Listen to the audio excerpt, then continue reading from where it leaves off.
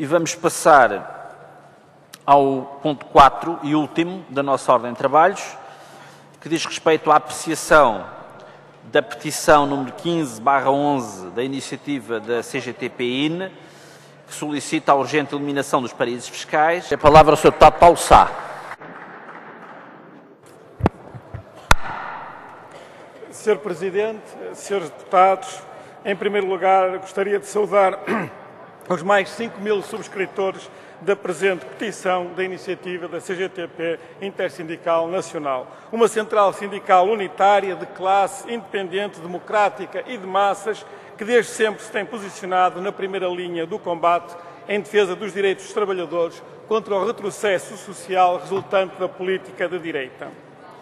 Apesar de ter sido enviada à Assembleia da República há mais de 2 anos, a presente petição, que apela à urgente eliminação dos paraísos fiscais, mantém toda a sua atualidade.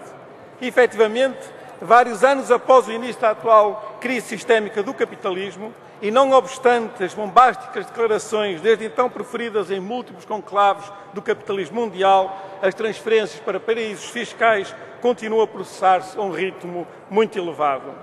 Por estes territórios, que se multiplicaram nos últimos 30 anos, circula uma parte importante dos fluxos financeiros mundiais, permitindo, além da evasão fiscal, o branqueamento de capitais provenientes de atividades ilegais. Em Portugal, a fuga de capitais para paraísos fiscais, além de privar o Estado de avultadas receitas fiscais, as quais permitiriam reduzir o nosso déficit orçamental, priva também a economia nacional de recursos financeiros de que ela tanto necessita. Enquanto se permite a fuga de capitais e a evasão fiscal, envolvendo largos milhares de milhões de euros por ano, aos trabalhadores e ao povo português continuam a ser exigidos sacrifícios cada vez mais insuportáveis e injustos.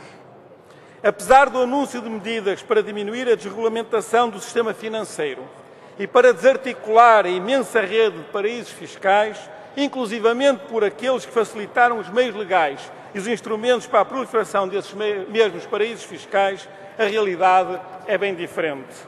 Subsiste, por parte dos setores ligados ao grande capital, uma manifesta falta de vontade política para adotar medidas de desmantelamento dos paraísos fiscais ou até para implementar novas regras de supervisão e regulação, mesmo aquelas respeitantes aos produtos financeiros derivados de maior risco.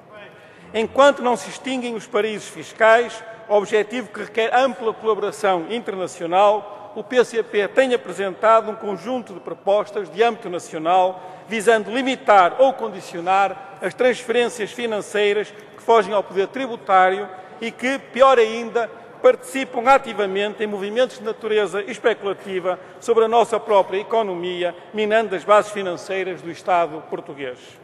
Propusemos, por exemplo, que à transferência de capitais para paraísos fiscais fosse aplicada uma taxa especial de 25%.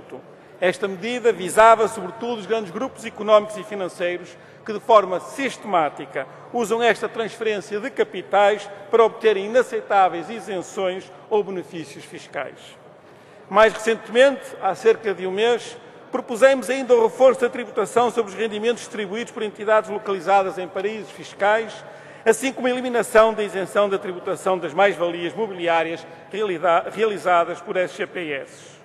Estas e muitas outras propostas no mesmo sentido foram recusadas pelos partidos da Troika interna, num sinal claro de que os seus discursos sobre a equidade fiscal e sobre a justa repartição de sacrifícios não passam de mera retórica destinada a tentar justificar os inaceitáveis sacrifícios exigidos aos trabalhadores e ao povo português pelo Pacto de Agressão da Troika, enquanto continuam a atuar como Conselho de Administração dos interesses dos grandes grupos económicos e financeiros, protegendo os seus interesses e fabulosos lucros. Disse.